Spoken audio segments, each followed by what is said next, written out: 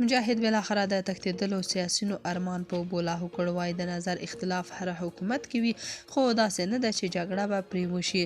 دا چې نور څه ویلي او خلک څه وایي، نو جزئیات هم دلته وګورئ او چینل هم سبسکرایب کړئ. بهر کې میشت تښتېدلي سیاسیون او د دوی فعالان چې د هیواد په بربادۍ او د طالبانو په سقوط کې خپل خیر ګوري او فکر کوي چې د طالبانو سقوط سره به بیا دوی ته څوکۍ په لاس ورشي او میلیونونه ډالر به غلا کړي، خو مجاهد یې سابه په مالګه کړل.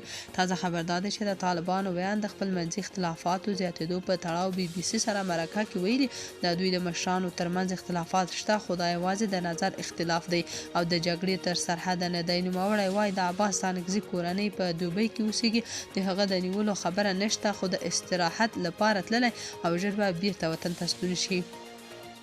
ذبیح الله مجاهد د عباس ستانکزي د سختو څرګندونو په اړه ویلي د ستانکزي څرګندونې عادي خبرې دي، خو د دوی مخالفینو ورته ډیر کمپاین وکړ او ترې ناسمه استفاده یې وکړه. زموږ مشران د مرګ تر حده له اختلافاتو سره حساس دي، هیڅ یو یې نه غواړي چې خپل منځي اختلافات رامنځته شي. د نجونو پر زده کړو خو هیڅ اختلاف نشته دی. ښاغلي مجاهد ویلي د امیر حکم واجب دی او ټول حکومتي مقامات باید اطاعت وکړي.